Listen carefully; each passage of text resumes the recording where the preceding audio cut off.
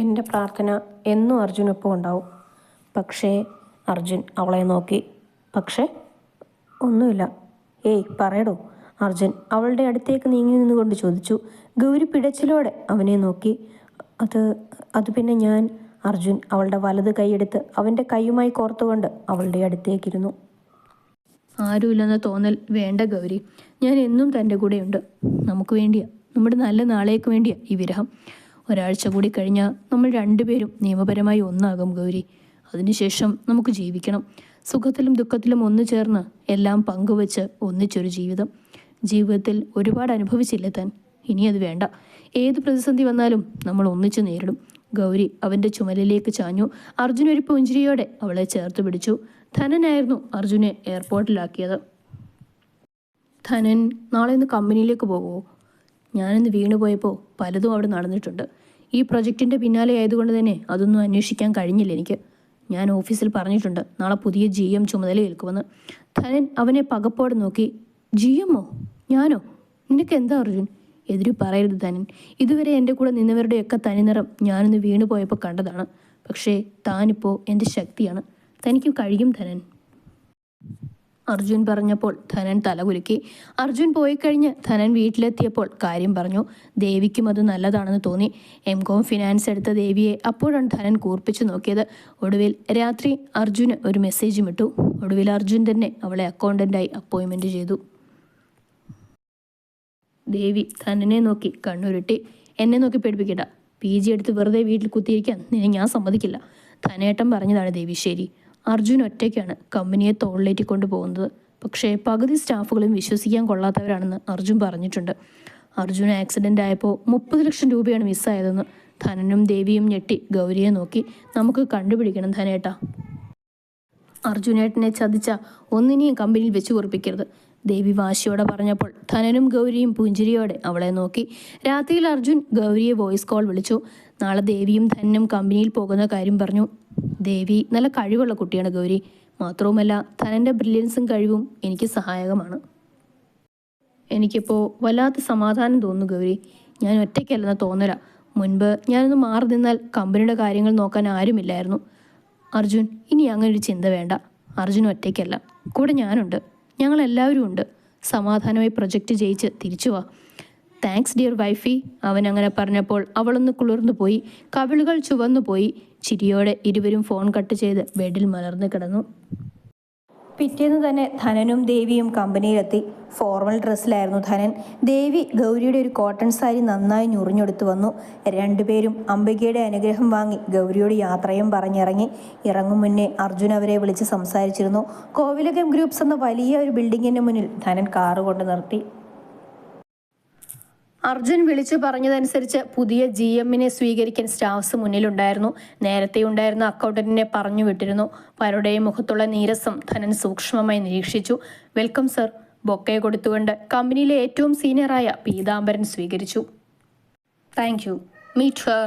നിങ്ങളുടെ പുതിയ അക്കൗണ്ടിംഗ് ഹെഡാണ് ദേവി കൃഷ്ണ, മൈ വൈഫ്. ധനൻ ദേവിയെ ചേർത്ത് പിടിച്ചുകൊണ്ട് എല്ലാവരെയും നോക്കി പറഞ്ഞു. വെൽക്കം മാം. ദേവി ഒന്ന് പുഞ്ചിരിച്ചു. അവരെ അകത്തേക്ക് കൊണ്ടുപോയി. 4 നിലകളാണ് ഓഫീസിന്. 3ാമത്തെ നിലയിലാണ് ഓഫീസ് റൂം എല്ലാം വരുന്നത്. പീതാംബരൻ ചേട്ടൻ ഒരു കാര്യം ചെയ്യണം. കഴിഞ്ഞ 2 മാസം കമ്പനിയിൽ നടന്ന എല്ലാ ഡീലുകളുടെയും ക്രെഡിറ്റും ഡെപ്പോസിറ്റും തുടങ്ങിയ എല്ലാ ഡീറ്റെയിലും ഉച്ചയ്ക്ക് മുൻപ് എനിക്ക് എത്തിയിരിക്കണം. ധനൻ്റെ ആദ്യത്തെ ഓർഡർ കേട്ട് അയാളുടെ നെറ്റി ചൊളിഞ്ഞു. അർജുൻ അതൊക്കെ നോക്കി ക്ലിയർ ചെയ്തതാണല്ലോ. ധനൻ ഒന്ന് ചിരിച്ചു. അർജുൻ പറഞ്ഞിട്ട് തന്നെയാണ്. ഞാൻ പറയുന്നത് കേൾക്കാൻ ബുദ്ധിമുട്ടാണോ സൂപ്പർവൈസർക്ക്? അയാളുടെ സ്ഥാനം ഒന്നുകൂടി ഓർമ്മിപ്പിച്ചുകൊണ്ട് തന്നെ ധനൻ ഊന്നി ചോദിച്ചപ്പോൾ പീതാംബരൻ മുറുകിയ മുഖത്തോടെ അവനെ നോക്കി തലയാട്ടിയിട്ട് പുറത്തേക്ക് പോയി. ധനൻ കമ്പ്യൂട്ടറിലെ ഓരോ ഫയലുകളായി ഓപ്പൺ ചെയ്തു നോക്കി. Finance, super markets, 5 star hotels, education institutions തുടങ്ങി ഒരുപാട് സ്ഥാപനങ്ങൾ അടങ്ങിയതാണ് കോവിലകം ഗ്രൂപ്പ്സ്. ഇതുവരെ ഇതൊക്കെ ഒറ്റയ്ക്ക് നോക്കിയിരുന്നത് അർജുനായിരുന്നു. പാരമ്പര്യമായി കിട്ടിയതിനു പുറമെ അർജുൻ സ്വയം പടുത്തുയർത്തിയിരുന്ന ഹോട്ടൽ ഉൾപ്പെടെയുള്ള മറ്റ് സ്ഥാപനങ്ങൾ അർജുനെ പലരും മുതലെടുത്തിരുന്നതായി ചുരുങ്ങിയ സമയം കൊണ്ട് തന്നെ ധനന് മനസ്സിലായിരുന്നു. ദേവിയും അതേ അന്വേഷണത്തിലായിരുന്നു. ഉച്ചയ്ക്ക് ധനൻ അർജുനെ വിളിച്ച് പീതാംബരനെ കുറിച്ച് അന്വേഷിച്ചിരുന്നു. കാരണം അയാളുടെ അക്കൗണ്ടിലേക്ക് കമ്പനി അക്കൗണ്ടിൽ നിന്ന് 15 ലക്ഷം രൂപ ട്രാൻസ്ഫർ ആയിരുന്നു. ഇനി അർജുൻ കൊടുത്തതാണെന്ന് അറിയില്ലല്ലോ. അർജുൻ ആർക്കും പണം കൊടുത്തിട്ടില്ലെന്ന് പറഞ്ഞു. ഇവിടെ ഒരു ശുദ്ധീകരണം നടക്കും. അർജുൻ ഉടൻ തന്നെ അതിന് സാക്ഷിയായി അർജുൻ ഉണ്ടാവണം ഇവിടെ. മറുപുറത്ത് അർജുൻ്റെ ചിരി കേട്ടു. ധനഞ്ജയൻ ഗാണ്ഡീവുമായി യുദ്ധത്തിനിറങ്ങിയോ? അങ്ങനെ വേണമല്ലോ അർജുൻ. കൂടെ നിന്ന് കുതുകാൽ വെട്ടുന്നവനെ അരിഞ്ഞു തള്ളണം അർജുൻ. ഫയലുമായി വന്ന പീതാംബരൻ ധനൻ പറയുന്നത് കേട്ട് ഞെട്ടി. ഒരു വിജയച്ചിരി ധനന്റെ ചുണ്ടിലുണ്ടായിരുന്നു. ദിവസങ്ങൾ കടന്നു. പ്രോജക്റ്റ് അർജുന് തന്നെ കിട്ടിയിരുന്നു. വിവാഹത്തിനുള്ള തയ്യാറെടുപ്പുകൾ തുടങ്ങിയിരുന്നു. ഇതിനിടയിൽ അർജുൻ്റെ ചില അകന്ന ബന്ധുക്കൾ അർജുനെ തിരക്കി ഓഫീസിൽ വന്നു. എൻ്റെ വലിയച്ഛൻ്റെ മകൻ്റെ മകനാണ് അർജുൻ. കുടുംബത്തിലെ മുതിർന്നവരോട് ആലോചിക്കാതെ വിവാഹം കഴിക്കാൻ എങ്ങനെ വന്നു ധൈര്യം അവന്? 60 വയസ്സുള്ള ഒരാൾ കോവിലകത്ത് വന്ന് ദേഷ്യത്തോടെ പറഞ്ഞപ്പോൾ ധനൻ കൈകെട്ടി അയാളെ നോക്കി നിന്നു. അർജുൻ വരുമെന്ന് പറഞ്ഞതുകൊണ്ട് കോവിലകത്തെത്തിയതായിരുന്നു ധനൻ. അർജുൻ ചെറിയ കുട്ടിയല്ലങ്കിൾ. ആരെ വിവാഹം കഴിക്കണം കഴിക്കേണ്ട എന്നത് അവൻ്റെ ഇഷ്ടമാണ്. ഇതുവരെ അവനില്ലാത്ത ഈ ബന്ധുക്കളെയൊന്നും ഇനിയും വേണം തീരുമാനിച്ചതും അവൻ തന്നെയാണ്. അയാളുടെ മുഖം ദേഷ്യം കൊണ്ട് വിറച്ചു. അതൊക്കെ പറയാൻ നീ ആരടാ? സമ്പത്ത് കണ്ട് അടുത്തുകൂടിയതല്ലേ നീയും നിന്റെ കുടുംബക്കാരും? സമ്പത്ത് കണ്ട് അടുത്തുകൂടാൻ ഞാൻ ദരിദ്രനൊന്നുമല്ല. മേലടത്ത് തറവാട്ടിലെ ഒരേ ഒരു അവകാശി തന്നെയാണ് ഞാൻ. അയാളൊന്ന് ഞെട്ടിയത് ധനൻ ശ്രദ്ധിച്ചിരുന്നു. അയാൾ കൂടെ വന്നവരെ തിരിഞ്ഞു നോക്കി. നീ നീ മേലടത്തെയാണോ? അതെ, എന്താ? അപ്പോൾ അർജുൻ കെട്ടാൻ പോകുന്ന പെണ്ണ്? ചെമ്പ്രശ്ശേരിയിലെ മൂത്ത കുട്ടി ഗൗരീകൃഷ്ണ. ഇത്തവണ അയാളുടെ മുഖം വിളർന്നത് കണ്ട് ധനന്റെ നെറ്റി ചൊളിഞ്ഞു. മറ്റുള്ളവർക്കും അതേ പകപ്പായിരുന്നു. ഇല്ല, നടക്കില്ല. ഈ വിവാഹം നടത്തിക്കില്ല ഞങ്ങൾ. അതിൻ്റെ ആവശ്യമില്ല. അവരുടെ വിവാഹം നേരത്തെ കഴിഞ്ഞു. പിന്നെ നിയമപരമായി സാധ്യത കിട്ടാൻ രജിസ്റ്റർ ചെയ്യുന്നു എന്നേ ഉള്ളൂ. ധനൻ പുച്ഛത്തോടെ പറഞ്ഞപ്പോൾ അയാൾ ചുവന്ന മുഖത്തോടെ നോക്കി. ഒരിക്കലും നടക്കരുതായിരുന്നു. കോവിലകത്തിൻ്റെ ശാപം നിങ്ങളുടെയൊക്കെ തറവാട്ടിൽ നിന്ന് തുടങ്ങിയതാണ്. അർജുൻ അനാഥനായതും നിങ്ങളുടെ തറവാട്ടുമായുള്ള വിവാഹബന്ധം കാരണമായിരുന്നു. വീണ്ടും അതേ വിധി തന്നെ അവൻ ചോദിച്ചു വാങ്ങി. അയാൾ പറയുന്നതൊന്നും മനസ്സിലാകാതെ ധനൻ തുറച്ചു നോക്കി. അപ്പോഴത്തേക്ക് മുറ്റത്തേക്ക് കാർ. അർജുൻ ബാഗുമായി അകത്തേക്ക് കയറിയപ്പോൾ മുന്നിൽ നിൽക്കുന്നവരെ രൂക്ഷമായി നോക്കി. എല്ലാം അറിഞ്ഞിട്ടും നീ അവിടെ തന്നെ വീണ്ടും എത്തിയല്ലേ? അനുഭവിച്ചോ നീ കോവിലകത്തിൻ്റെ നാശത്തിന് കാരണമായ കുടുംബവുമായ നിന്റെ വിവാഹം നടക്കാൻ പോകുന്നത്? അർജുൻ, ഇയാൾ കുറേ നേരമായി ഇത് തന്നെ പറയുന്നു. ഞങ്ങളുടെ തറവാടുമായി എന്തെങ്കിലും ബന്ധമുണ്ടോ? ധനൻ സംശയത്തോടെ ചോദിച്ചു. ഉണ്ട് ധന, തൽക്കാലം അത് വിട്. അല്ല, നിങ്ങളൊക്കെ ഇപ്പം ഇവിടെ വന്നതിൻ്റെ ഉദ്ദേശം എന്താ? കല്യാണത്തിന് വന്നതാണെങ്കിൽ ആരെയും ക്ഷണിച്ച് നടത്തുന്നില്ല. സോ ആർക്കും ക്ഷണം ഉണ്ടാവില്ല. ആര് വരുന്നു? നിന്റെ വിധി നീ തന്നെ എഴുതി കഴിഞ്ഞു. വരൂ, പോകാം. കൂടെയുള്ളവരെയും കൂട്ടി അയാൾ ഇറങ്ങിപ്പോകുമ്പോൾ അർജുൻ നെടുവീർപ്പോടെ നോക്കി. ധനൻ അർജുൻ്റെ ചുമലിൽ കൈവച്ചു. എല്ലാം പറയാൻ ധന, പക്ഷെ ഒന്ന് സത്യമാണ്. നമ്മുടെ കുടുംബങ്ങളിലെ പൂർവികർ തമ്മിൽ ബന്ധമുണ്ടായിരുന്നു. ഞാനും ഗൗരിയും ഒക്കെ പുനർജന്മമാണ്. അല്ലെങ്കിൽ ധനൻ തന്നെ ആലോചിച്ച് നോക്ക്, നമ്മൾ എങ്ങനെയാണ് കണ്ടുമുട്ടിയതെന്ന്. ഞാൻ നല്ല ടയേർഡാണ് ധന, എനിക്കൊരു കോഫി തരുമോ? അതിനെന്താ, നീ പോയി ഫ്രഷ് ആവോ, ഞാൻ എടുക്കാം. ധനൻ അതും പറഞ്ഞ് അടുക്കളയിലേക്ക് പോയി. അർജുൻ സ്റ്റെപ്പ് കയറി തൻ്റെ റൂമിലേക്കും. ധനൻ അർജുനെ നോക്കി. എന്തോ പറയാനായി തയ്യാറാവുകയായിരുന്നു അവൻ. ആറ്റുവാശ്ശേരി, ചെമ്പ്രാശ്ശേരി, മേലേടത്ത്, ഈ 3 തറവാടും കോവിലകവും പരസ്പരം ബന്ധമുള്ളതായിരുന്നു. പണ്ടങ്ങോ കാരണവന്മാർ തുടങ്ങി വെച്ച ബന്ധം വിവാഹത്തിലൂടെ പരസ്പരം അങ്ങോട്ടും ഇങ്ങോട്ടും ഊട്ടിയുറപ്പിക്കപ്പെട്ടു. അങ്ങനെ ഇരിക്കുകയാണ് 2 തലമുറ മുൻപ്, അതായത് നമ്മുടെയൊക്കെ മുത്തശ്ശന്മാരുടെ ചെറുപ്പ സമയത്ത് കോവിലകത്തെ ഇളമുറത്തമ്പുരാട്ടി കൃഷ്ണാദേവിയും ആറ്റുവാശ്ശേരിയിലെ ആരുജുനനും തമ്മിലുള്ള പ്രണയം നടക്കുന്നത്. അവരുടെ പ്രണയം ഇരു കുടുംബങ്ങളും അംഗീകരിച്ച് വിവാഹത്തിൽ എത്തിച്ചേർന്നു. അങ്ങനെ വിവാഹ ദിവസം കൃഷ്ണദേവി തറവാട്ടുകുളത്തിൽ മരിച്ച നിലയിൽ കണ്ടെത്തി. ധനൻ പകപ്പോടെ അർജുനെ നോക്കി. എങ്ങനെ അർജുൻ? കൊന്നതാണ്. 3 തറവാട്ടിലെയും പ്രധാന ശത്രുവായിരുന്ന ദാസൻ എന്നയാൾ. അയാൾക്ക് കൃഷ്ണദേവിയെ വലിയ ഇഷ്ടമായിരുന്നു അത്രേ. അയാളുടെ ആഗ്രഹം നടക്കാതെ വന്നപ്പോൾ കുളത്തിൽ മുക്കിക്കൊന്നു. പിന്നെ അർജുനൻ ദാസനെ കൊന്ന് വിഷം കഴിച്ചു മരിച്ചു. അതിൽ പിന്നെ കോവിലകത്തിൻ്റെ ശാപം തുടങ്ങുകയായിരുന്നു. ആറ്റുവാശ്ശേരി ക്ഷയിച്ചില്ലാതായി. അർജുനൻ്റെയും കൃഷ്ണദേവിയുടെയും പുനർജന്മമായി ചെമ്പ്രശ്ശേരിയിലും കോവിലകത്തും ഒരാണും പെണ്ണും ജനിക്കുമെന്ന് പ്രവചനമുണ്ടായി. പക്ഷേ അവർ ഒരിക്കലും ഒന്നിക്കരുതെന്നും അങ്ങനെ ഒന്നിച്ചാൽ സർവനാശമാണത്രേ. ധന, അവരുടെ പുനർജന്മമാണോ ഞാനും ഗൗരിയും? ധനൻ ഒരു കഥ കേൾക്കുന്നത് പോലെ അർജുനെ നോക്കി. എടാ, അപ്പോൾ ആര്യനായിരിക്കുമല്ലേ ആ ദാസൻ? ചിരിയോടെ പറഞ്ഞപ്പോൾ അർജുനും ചിരിച്ചുപോയി. പക്ഷേ മറ്റൊരു സത്യമുണ്ട് ധന, ഈ പറഞ്ഞ ജാതകദോഷമൊന്നും എനിക്കില്ല. ഞങ്ങൾ ഒന്നിച്ചെന്ന് കരുതി ഒന്നും സംഭവിക്കാനും പോണില്ല. അതൊക്കെ വെറുതെയല്ലേ അർജുൻ? നമ്മളെപ്പോലെ വിവരവും വിദ്യാഭ്യാസവും ഉള്ളവർ അതൊക്കെ വിശ്വസിക്കുമോ? അങ്ങനെ പറയാൻ പറ്റില്ല ധന. ഗൗരി അപ്രതീക്ഷിതമായി എൻ്റെ ജീവിതത്തിൽ വന്നതല്ല. മുൻപ് ഞാൻ അവളെ പലപ്പോഴും സ്വപ്നത്തിൽ കണ്ടിട്ടുണ്ട് ധന. അവ്യക്തമായ ചില കാഴ്ചകൾ മനസ്സിൽ മിന്നിമറിഞ്ഞു പോകാറുണ്ട്. ഞാൻ ഡിഗ്രിക്ക് പഠിക്കുന്ന സമയത്ത് മുത്തശ്ശിയാണ് മരിക്കുന്നതിന് മുൻപ് ഇതൊക്കെ എന്നോട് പറഞ്ഞത്. അന്ന് ഞാനതൊക്കെ അവഗണിച്ചു വിട്ടിരുന്നു. അന്ന് ഹോസ്പിറ്റലിൽ വെച്ച് ഗൗരിയെ കണ്ടപ്പോൾ വേദന പോലും മറന്ന് ഞാൻ മിടിച്ചു നോക്കുകയായിരുന്നു. ധനൻ അത് കേട്ട് ചിരിച്ചു. വെറുതെയാണോ ഇത്രയും പ്രശ്നങ്ങളുണ്ടായത്? റെയ്ഡ് നടക്കുന്നു, ഞങ്ങളെ വീട്ടിൽ നിന്ന് പുറത്താക്കുന്നു, അപ്പച്ചയുടെ അടുത്തേക്ക് വരുന്നു, അവൾക്ക് പനി വന്ന് ഹോസ്പിറ്റലിലാകുന്നു, കറക്റ്റ് ആ സമയത്ത് തന്നെ നിനക്കൊരു ആക്സിഡൻ്റായി അവിടെ കൊണ്ടുവരുന്നു, വീട്ടിലേക്ക് പോകാൻ ഇറങ്ങിയ ഗൗരി ബോധം കെടുന്നു, വീണ്ടും അവിടെ കിടത്തുന്നു, അതും നിന്റെ തൊട്ടടുത്തുള്ള ബെഡിൽ. ഒറ്റ നോട്ടത്തിൽ പരസ്പരം അറിയാവുന്നവരെ പോലെ നിങ്ങൾ നോക്കുന്നു. വേറെ ആണുങ്ങളോടൊന്നും അടുക്കാത്ത ഗൗരി നിന്റെ കാര്യത്തിൽ വിഷമിക്കുന്നു. എനിക്ക് നിന്നെ വീട്ടിലേക്ക് കൂട്ടിക്കൊണ്ടു പോകാൻ തോന്നുന്നു. ഗൗരി നിന്നെ പരിചരിക്കുന്നു. എൻ്റെയും ദേവിയുടെയും വിവാഹം നടക്കുന്നു. ഗൗരിയെ ആര്യൻ തട്ടിക്കൊണ്ടുപോകുന്നു. പിന്നെ നീ രക്ഷിക്കുന്നു. പിന്നെ താലികെട്ട്. എൻ്റെ അമ്മോ, സംഭവ ബഹുലം. ഒറ്റ ശ്വാസത്തിൽ ധനൻ പറഞ്ഞപ്പോൾ അർജുൻ താടിയൊഴിഞ്ഞുകൊണ്ട് ചിരിയോടെ അവനെ നോക്കി. ഇത്രയും കാലം നമ്മൾ ചെയ്തതൊക്കെ വെറുതെ ആയല്ലോടാ അളിയ. ഒന്നും വെറുതെ ആയിട്ടില്ലടാ. അർജുൻ ആ പെണ്ണിനെ കെട്ടി അധികകാലം അവിടെ ജീവിക്കില്ല. അവനെ ഒന്ന് തീർക്കാൻ നോക്കിയപ്പോൾ രക്ഷപ്പെട്ടവൻ. നേരത്തെ കോവിലകത്ത് വന്നവർ കാര്യമായ ചർച്ചയിലായിരുന്നു. വളഞ്ഞ വഴിയിലൂടെ പണ്ടേ പലതും ചെയ്തിട്ടുണ്ട് നമ്മുടെ തറവാട്ടുകാർ. ഒരു ആക്സിഡൻറ്റിൽ ചേട്ടനെയും ഭാര്യയും തട്ടി. അന്നാ ചെറുക്കൻ കഷ്ടിച്ച് രക്ഷപ്പെട്ടു. ഒടുക്കത്തെ ആയുസ് തന്നെ. ഇപ്പം കണ്ടില്ലേ, ചെമ്പ്രാശ്ശേരിയിലെ പെണ്ണ് തന്നെ അവൻ്റെ ഭാര്യയായി മാറിയത്. അവരൊന്നിച്ച് ജീവിക്കട്ടെ ദാസപേട്ട, അവസരം കിട്ടും. പക്ഷേ ആഗ്രഹിച്ചതല്ലേ കോവിലകം എന്ന സാമ്രാജ്യം. നമ്മുടെ കയ്യിൽ വരാതെ എവിടെ പോവാൻ? 4 പേരും പരസ്പരം പൊട്ടിച്ചിരിയോടെ മദ്യം നിറച്ച ഗ്ലാസുകൾ ചുണ്ടോട് ചേർത്തു. അന്ന് ധനൻ്റെ കൂടെ അർജുൻ അംബികയുടെ വീട്ടിലേക്ക് വന്നു. അവനെ കണ്ടതും ഗൗരിയുടെ കണ്ണുകളൊന്ന് പിടഞ്ഞു. കണ്ണുകൾ വരാലിനെ പോലെ പിടഞ്ഞു മാറി. അർജുൻ അവളെ നോക്കി മനോഹരമായി പുഞ്ചിരിച്ചു. എത്തിയല്ലോ കല്യാണച്ചക്കൻ, ദേവി കളിയായി പറഞ്ഞപ്പോൾ അർജുൻ അവളുടെ തലയിലൊന്ന് കൊട്ടിക്കൊണ്ട് അകത്തേക്ക് കയറി. ഞാൻ ചായ എടുക്കാം.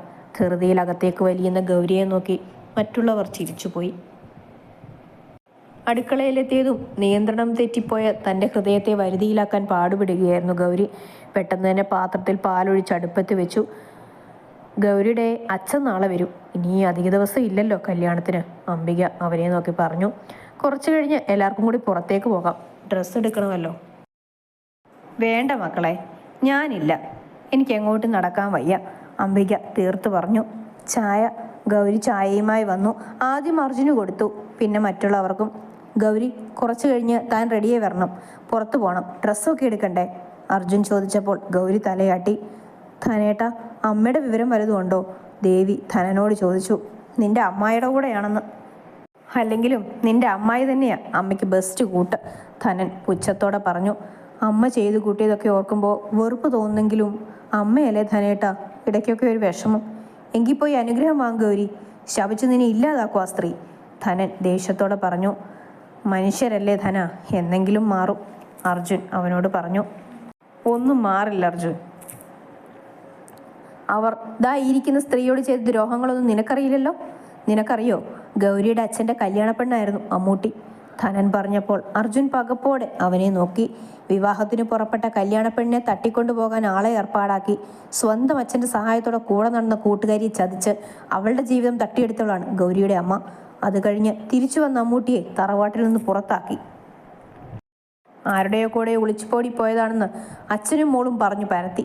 സ്വന്തമായൊരു ജോലിയുള്ളത് കൊണ്ട് അമ്മൂട്ടി പിടിച്ചു നിന്നു. പകരം വേറെ ആരെങ്കിലും ആയിരുന്നെങ്കിലോ ജീവിതം അവസാനിപ്പിക്കില്ലായിരുന്നോ? അല്ലെങ്കിലും അവരുടെ ചോര ചതികിഴേതാണ്, നെല്ലിക്കശ്ശേരിയിലെ ചോരയല്ലേ, ധനൻ വെറുപ്പോടെ പറഞ്ഞപ്പോൾ അർജുൻ ഞെട്ടി അവനെ നോക്കി.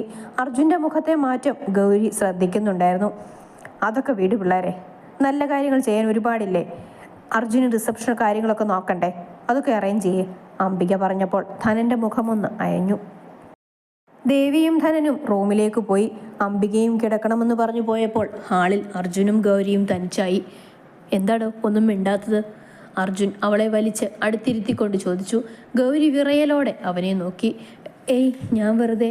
തനിക്ക് ഏത് കളർ സാരിയാണ് ഇഷ്ടം? സെറ്റുമുണ്ട് മതി, എനിക്ക് ആഡംബരമായിട്ടൊന്നും വേണ്ട. പക്ഷേ ഓർണമെൻറ്റ്സ് വേണം. വേണ്ടേ അർജുൻ, അച്ഛൻ വാങ്ങി വെച്ചതിൽ ഒരു പാലക്കാമാലയും 2 വളകളും കമ്മലും ഉണ്ട്, അത് മതി. ഗൗരി പറഞ്ഞപ്പോൾ അർജുൻ അവളെ നോക്കി കണ്ണുരുട്ടി. എൻ്റെ ഭാര്യയ്ക്ക് എന്ത് വേണമെന്ന് ഞാനാണ് തീരുമാനിക്കുന്നത്. ഗൗരി ഒന്ന് പുഞ്ചിരിച്ചു. അർജുൻ അവളുടെ മുഖത്തേക്ക് തന്നെ നോക്കി. കണ്ട നാൾ മുതൽ നേർത്ത പുഞ്ചിരിയല്ലാതെ മുഖം വീർപ്പിക്കുന്നത് പോലും ഇതുവരെ കണ്ടിട്ടില്ല. എന്താ ഇങ്ങനെ നോക്കുന്നത്? ഗൗരി ചോദിച്ചപ്പോൾ അർജുൻ അവളുടെ കൈ തൻ്റെ കൈക്കുള്ളിലാക്കി അവളെ നോക്കി. ഗൗരിക്ക് എപ്പോഴെങ്കിലും എന്നെ കണ്ടതായി ഓർമ്മയുണ്ടോ? അന്ന് ഹോസ്പിറ്റലിൽ വെച്ച് കണ്ടപ്പോൾ തന്നെ എവിടെയോ കണ്ടതുപോലെ തോന്നിയിരുന്നു. അർജുൻ വേദന കൊണ്ട് മുഖം ചൊളിച്ചപ്പോൾ എൻ്റെയും ദേഹത്ത് ആ വേദന അറിയുന്നത് പോലെ. എനിക്കറിയില്ല അർജുൻ, അതെന്താ അങ്ങനെയെന്ന്. വീട്ടിൽ വന്നിട്ടും അർജുൻ്റെ വേദന നിറഞ്ഞ മുഖം മനസ്സിൽ നിന്നും മാഞ്ഞിരുന്നില്ല. അർജുന് ഉള്ളം നിറഞ്ഞു. അതിനൊക്കെ പിന്നിൽ ഒരു കാരണമുണ്ട്. അത് ഇപ്പോഴല്ല, പിന്നെ ഞാൻ പറയാം. അർജുൻ ചായ പകുതി കുടിച്ച് അവളുടെ ചുണ്ടോട് മുട്ടിച്ചു. ആദ്യമൊന്ന് കണ്ണുമിഴിഞ്ഞെങ്കിലും പിന്നെ ഗൗരി നാണത്തോടെ അത് കുടിച്ചിരുന്നു. അർജുൻ എഴുന്നേറ്റ് ഗൗരിയുടെ റൂമിലേക്ക് നടന്ന് ഒരു കൈയിൽ അവളുടെ വലത് കൈ കോർത്തു പിടിച്ചിരുന്നു. ക്രമാതീതമായി ഗൗരിയുടെ നെഞ്ചെടുപ്പ് ഉയർന്നിരുന്നു. വാതിൽ ചേർത്തടച്ച് പൊടുന്നനെ അർജുൻ ഗൗരിയെ വാതിലിൽ ചേർത്ത് നിർത്തി ഇരുവശവും കൈകുത്തി അവളെ നോക്കി. ഗൗരിയുടെ മുഖം വിളർന്നത് അവൻ കണ്ടിരുന്നു. അവളിപ്പോൾ ആര്യൻ ചെയ്ത കാര്യങ്ങളാണ് ഓർക്കുന്നതെന്ന് അർജുന് മനസ്സിലായി. ഗൗരി, മുന്നിൽ നിൽക്കുന്നത് ആര്യനല്ല, അർജുനാണ്. അവൻ്റെ വാക്കുകളിൽ ഗൗരി സ്വബോധത്തിൽ വന്നു. ഗൗരി അർജുൻ്റെ നെഞ്ചിൽ മുഖം അമർത്തി വെച്ചു. അർജുൻ അവളെ ചേർത്ത് പിടിച്ചു. പഴയതൊന്നും മനസ്സിൽ നിന്ന് പോകുന്നില്ല അർജുൻ. അയാൾ അത്രയ്ക്ക് എന്നെ ദ്രോഹിച്ചിട്ടുണ്ട്. അതുകൊണ്ട് തന്നെ അർജുൻ അല്ലാതെ അപരിചിതരായ മറ്റു പുരുഷന്മാരുടെ സാന്നിധ്യം എന്നെ അസ്വസ്ഥയാക്കാറുണ്ട്. ധനേട്ടൻ കളിയാക്കാറില്ലേ അർജുനെ കണ്ടപ്പോൾ തന്നെ ഞാൻ മൂക്കുകുത്തി വീണുവെന്ന്? എനിക്കറിയില്ല അർജുൻ. അർജുനെ ആദ്യമായി കണ്ടപ്പോൾ തന്നെ എൻ്റെ ആരോ ആണെന്ന് ഉള്ളിൽ മന്ത്രിക്കുന്നത് പോലെ. ആരോ അല്ല ഗൗരി, എല്ലാമാണ്, എല്ലാം. നമ്മുടെ രജിസ്റ്റർ മാരേജ് കഴിഞ്ഞ് കോവിലത്ത് പോകുമ്പോൾ ഞാൻ എല്ലാം പറയാം. അർജുൻ അവളുടെ നെറുകയിൽ മുകർന്നുകൊണ്ട് പറഞ്ഞു. അവൻ്റെ നെഞ്ചിൽ ചേർന്ന് നിൽക്കുമ്പോൾ വല്ലാത്തൊരു സുരക്ഷിതത്വം അറിയുന്നുണ്ടായിരുന്നു ഗൗരി. ഗൗരിയുടെ ആഗ്രഹപ്രകാരം സെറ്റും മുണ്ടുമായിരുന്നു എടുത്തത്. അർജുന് ക്രീം കളർ സിൽക്ക് ഷർട്ടും കസവും മുണ്ടും. മാഷിനും അമ്പയ്ക്കും ധനൻ്റെ അച്ഛനും അമ്മയ്ക്കും എല്ലാം ഡ്രസ്സ് എടുത്തിരുന്നു. ദേവി ഒലീവ് ഗ്രീൻ നിറത്തിലുള്ള പട്ടുസാരിയും ധനൻ അതേ കളർ ഷർട്ടും അതേ കരയുള്ള മുണ്ടുമായിരുന്നു എടുത്തത്. ഗൗരി എത്ര വേണ്ടെന്ന് പറഞ്ഞിട്ടും കേൾക്കാതെ അർജുൻ അവൾക്കൊരു മഹാലക്ഷ്മി മാലയും 2 വളകളും വാങ്ങിയിരുന്നു. അർജുൻ തിരികെ കോവിലകത്തേക്ക് തന്നെ പോയി. പെയിൻറ് ചെയ്യാനും വീടൊന്ന് മോടി പിടിപ്പിക്കാനും പണിക്കാർ വന്നിട്ടുണ്ട്. ബന്ധുക്കൾ പലരും അടുത്തു കൂടിയപ്പോൾ അർജുൻ അവരെയെല്ലാം ഒരു കൈ അകലത്തിൽ നിർത്തിയിരുന്നു. ചില ദുസ്വപ്നങ്ങൾ കണ്ടാണ് അംബിക ഞെട്ടിയുണർന്നത്. അവ്യക്തമായ ചില കാഴ്ചകൾ. കരയുന്ന ഗൗരിയുടെ മുഖം. അംബിക തല കുടഞ്ഞുകൊണ്ട് വെള്ളമെടുത്തു കുടിച്ചു.